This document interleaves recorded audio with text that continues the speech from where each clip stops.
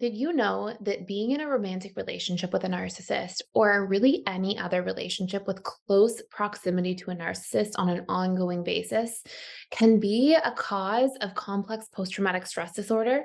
Well, if you weren't already aware of that, in this video, we're going to unpack the different mechanisms through which this happens. We'll talk a little bit about what CPTSD is, if you're not already familiar, and then we'll talk about root causes that we can use to essentially rewire or recondition the circumstances of CPTSD.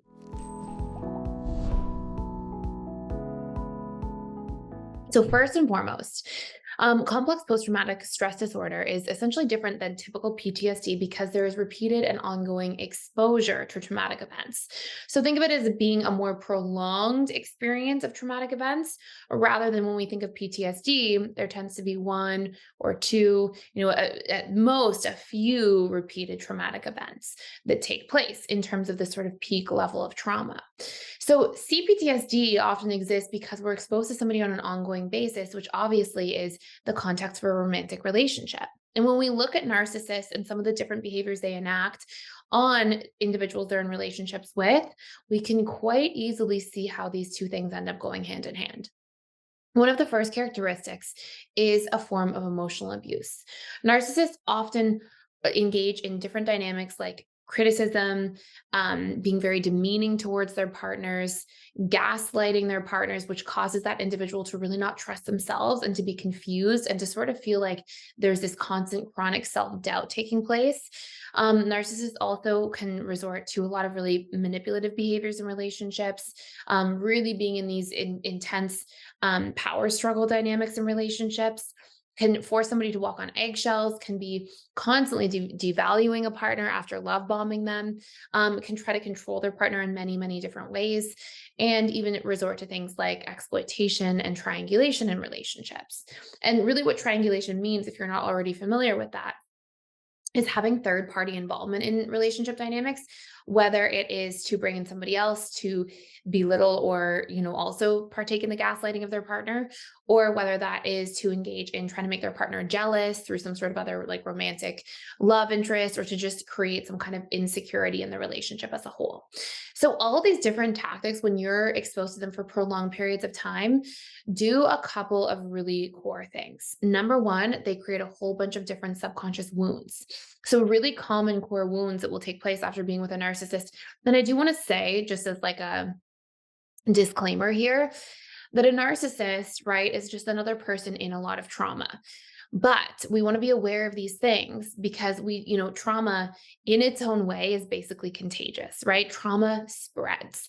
And unfortunately, if somebody is going through a whole bunch of their trauma and they haven't learned to clean that up or work within themselves or self observe and gain insight into their experiences and behavior and work to try to change those things, then inevitably that trauma will spread to the people they spend a lot of time around. And so, of course, we see that in this kind of relationship dynamic. But as we go on here, if you take a first look at some of the different impacts of this, we'll have a lot of core wounds. If somebody's constantly in a relationship telling you, you're not good enough, you're unworthy, you don't deserve X, Y, and Z. You are, a bad partner, you're a bad person, constantly putting you down, constantly guilt tripping you, constantly taking your power away through control and through, different manipulative mechanisms so that you feel powerless and you feel out of control of your own life and you feel helpless in the relationship. And then also threatening abandonment once they know that you're kind of drawn into the dynamic, threatening to leave, trying to pull you back in, threatening to leave, pulling you back in. I mean, you're going to have a lot of abandonment core wounds, betrayal core wounds around feeling bad, not good enough, unworthy, unloved, powerless, helpless, trapped in this relationship. And all of these different things have a massive impact on our subconscious mind. And so what we have to realize is that we can recondition these core wounds. This is a huge first step to healing. And we'll talk about the different outputs here of CPTSD as a whole that you can pay attention to. But essentially, this very first part of healing in step one is when we can understand the core wounds that we unfortunately adapted because of exposure to this kind of experience, we can work to really recondition these things. And what I want you to understand about core wounds is that they come up and they create our thought patterns, emotional output, and actions will follow them. So, for example, if let's pretend, dated a narcissist for a long time and then constantly told myself I'm not good enough, then when I go into public on my own, I might think, oh my gosh, everybody's judging me. They can tell I'm not good enough. They think I'm not interesting enough. They think I don't look good. They think all these extensions. I'm not smart enough. I'm not all these things, because these beliefs will really drive our thought patterns.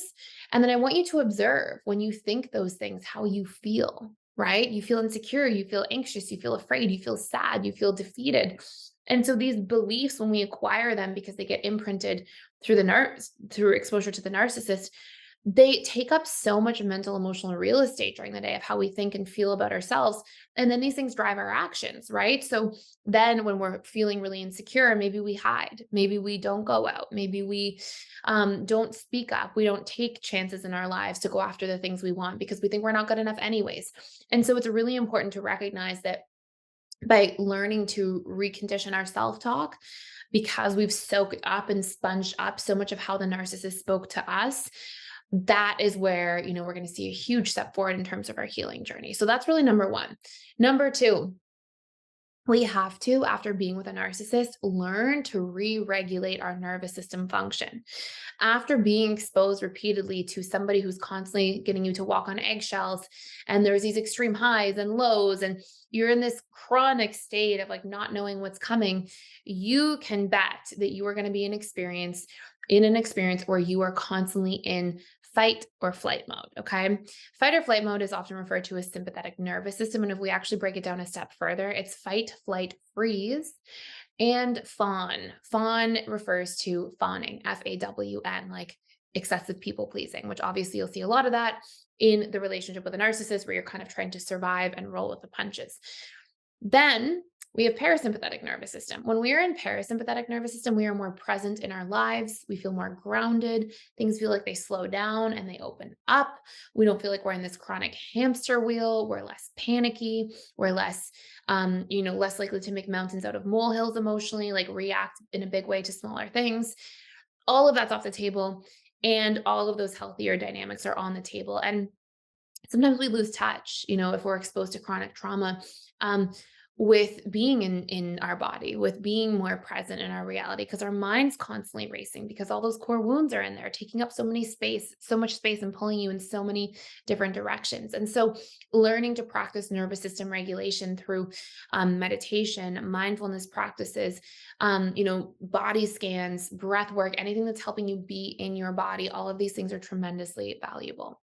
Number three, you have to learn what your needs are and how to meet them in the relationship to yourself. Unfortunately, what a narcissist does in a relationship dynamic is they strip away your identity.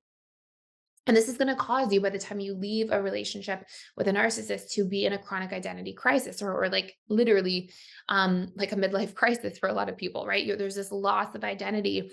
And then you have to relearn who you are after dating a narcissist, because what they essentially try to do is get into all of your thoughts, all of your awareness, all of like, they just want to be so in the forefront of your life that there's no room to think about anything else. And so you're less likely to leave them.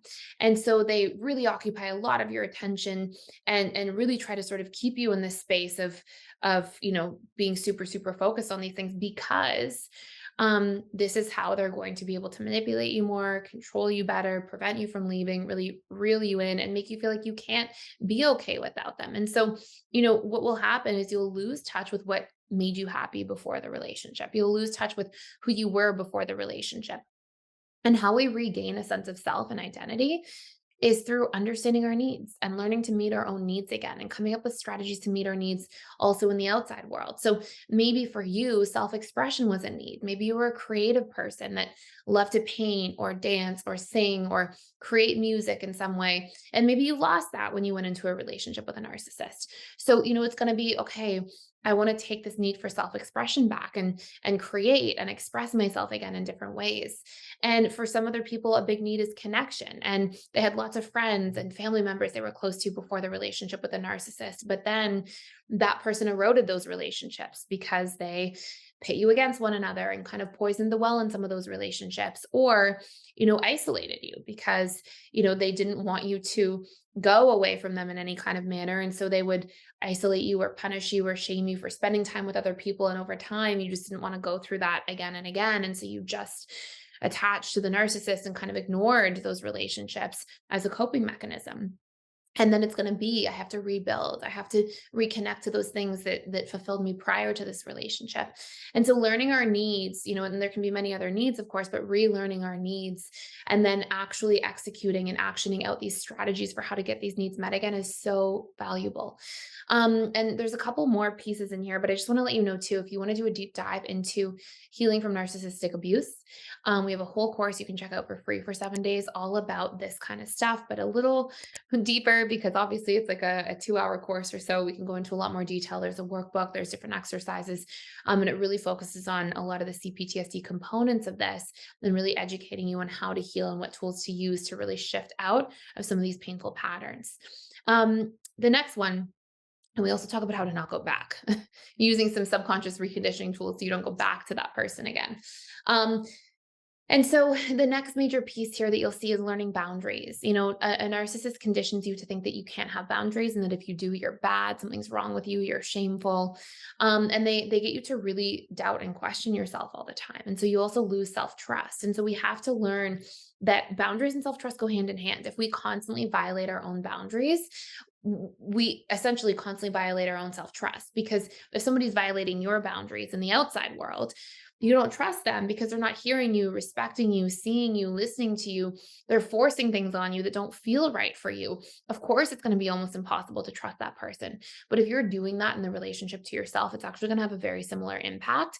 And you'll see some of the offshoot of that is that you invalidate your feelings, you minimize your experiences, you constantly doubt and question yourself. You constantly violate your own boundaries to please other people. You don't even know necessarily what your boundaries are. And that's such an important thing to heal and to take back, because that actually helps us protect our sense of self, trust ourselves, trust our feelings and intuition, and come into relationship with our truth again.